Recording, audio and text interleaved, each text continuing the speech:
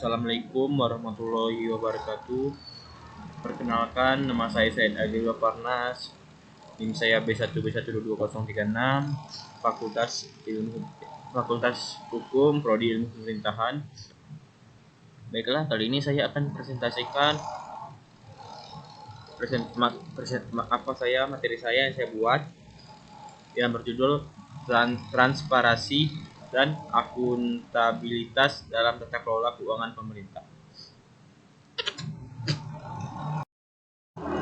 Baiklah, selanjutnya materi saya yaitu transparansi dalam tata kelola keuangan pemerintah. Definisi transparansi. Transparansi merupakan konten ketika informasi dapat akses secara terbuka dan mudah oleh publik. Dalam konteks tata kelola keuangan pemerintah, transparansi mengacu pada publikasi informasi terkait keuangan pemerintah, seperti anggaran, penyaluran dana, dan laporan keuangan dengan cara yang mudah dipahami. Manfaat transparansi.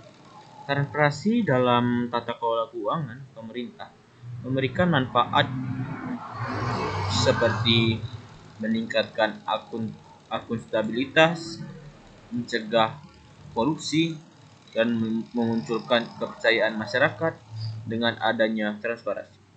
Pengelolaan keuangan pemerintah dapat diawasi dan diisi secara objektif. Baiklah, materi selanjutnya yaitu akuntabilitas dalam tata kelola keuangan pemerintah. Akuntabilitas melibatkan kewajiban memberikan penjelasan dan bertanggung jawab atas tindakan yang dilakukan Prabowo Subianto. Akuntabilitas dalam tata kelola keuangan pemerintah merupakan kewajiban bagi pemerintah untuk menjawab atas tindakan dan keputusan yang diambil dalam pengelolaan pemerintah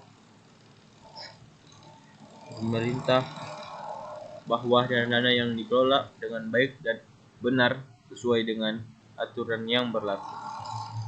Akuntabilitas juga berarti bahwa pemerintah harus mempertanggungjawabkan setiap keputusan yang diambil terkait dengan penggunaan anggaran pemerintah. Anggaran pemerintah yaitu penggunaan anggaran pemerintah yang diambil terkait dengan berlaku akuntabilitas, juga berarti bahwa pemerintahan harus mempertanggungjawabkan setiap keputusan. Baiklah, materi selanjutnya yaitu organisasi pengawasan keuangan pemerintah. Organisasi terdiri dari 3 yaitu KPK, BPK, dan BKPK. Baiklah, KPK yaitu tugasnya adalah memerangi tindak pidana korupsi. Kalau BPK yaitu tugasnya adalah mengevaluasi dan mengaudit pengelolaan keuangan pemerintah. Kalau BPKP melakukan audit atas pelaksanaan pengelolaan keuangan pemerintah di daerah tersebut. Baiklah, materi selanjutnya yaitu pendanaan proyek pembangunan. Pembangunan infrastruktur, pembangunan jalan raya, tol, dan bandara merupakan bagian dari program pembangunan infrastruktur. Proyek-proyek ini membutuhkan pendanaan yang besar dan harus dikelola dengan baik. Selanjutnya yaitu pembangunan fasilitas kesehatan. Pembangunan rumah sakit, Puskesmas dan klinik merupakan bagian dari program pembangunan fasilitas kesehatan. Dana-dana yang digunakan untuk pembangunan fasilitas kesehatan harus diatur dengan baik dan transparan. Baiklah, materi selanjutnya yaitu pengelolaan anggaran pendidikan. Pengelolaan anggaran pendidikan yaitu ada 3, yaitu kurikulum yang penuh inovasi, 2 pendidikan yang diakses oleh semua orang, 3 penyebaran informasi yang efektif. 1. Kurikulum yang penuh inovasi. Kurikulum pendidikan harus disesuaikan dengan pengembangan zaman dan kebutuhan masyarakat.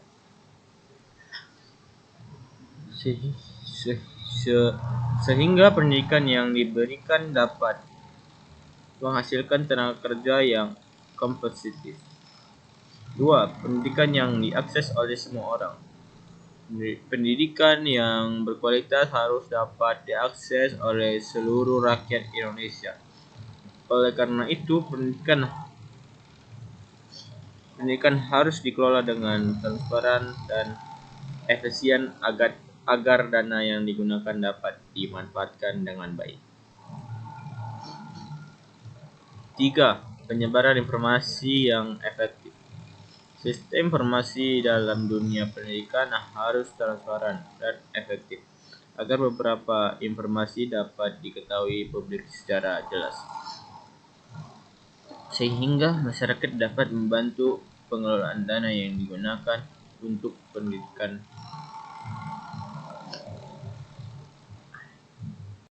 Baik, materi selanjutnya yaitu pajak dan sistem perpajakan. Pajak dan sistem perpajakan ada 2, yaitu pajak dan penerimaan negara, 2 perilaku wajib pajak. 1 yaitu pajak dan penerimaan negara. Pajak adalah salah satu sumber penerimaan negara yang sangat penting. Oleh karena itu, harus dikelola dengan baik dan benar seperti pemberian informasi yang benar dan transparan tentang pajak yang digugat. 2. Perilaku pajak. Perilaku wajib pajak. Perilaku wajib pajak dalam pembayaran pajak harus diawasi dengan didikin agar setiap pajak yang dipungut dapat dimanfaatkan dengan baik sesuai dengan kebutuhan masyarakat. Materi terakhir yaitu tata kelola keuangan untuk perusahaan non-profit. Yaitu ada 4 macam, yaitu ad hoc transparansi, 2 stabilitas keuangan, 3 transparansi laporan keuangan, 4 inovasi dalam pengelolaan keuangan. 1. Ad hoc transparansi. Organisasi non-profit harus memperhatikan transparansi dalam keuangan. Formulasi strategi pendanaan yang saat ini merupakan bentuk konten komitmen dan organisasi non-profit untuk memberikan informasi lengkap kepada publik. 2. Yaitu stabilitas keuangan. Organisasi non-profit harus menciptakan stabilitas keuangan karena dapat mempengaruhi keberlangsungan organisasi non-profit. Dengan adanya stabilitas keuangan, maka organisasi non-profit dapat lebih terfokus kepada pengembangan program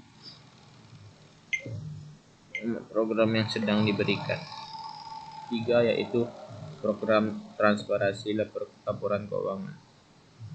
Organisasi non-profit harus transparan dan memberikan pemberian laporan keuangan. Promosi strategi pendanaan yang saat ini membantu organisasi non-profit mengatur keuangan dengan baik dan memperoleh kepercayaan publik.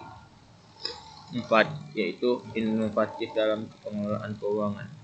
Organisasi non-profit harus kreatif dan inovatif dalam pengelolaan keuangan agar dapat mempertahankan ekstensi saldo keuangan yang karena stabilitas akan membuka peluang dalam pengelolaan program yang lebih luas dan perkembangan keseimbangan.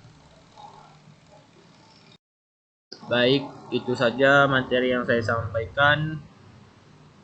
Kurang jelas saya minta maaf. Sekian, terima kasih. Assalamualaikum warahmatullahi wabarakatuh. See you, goodbye.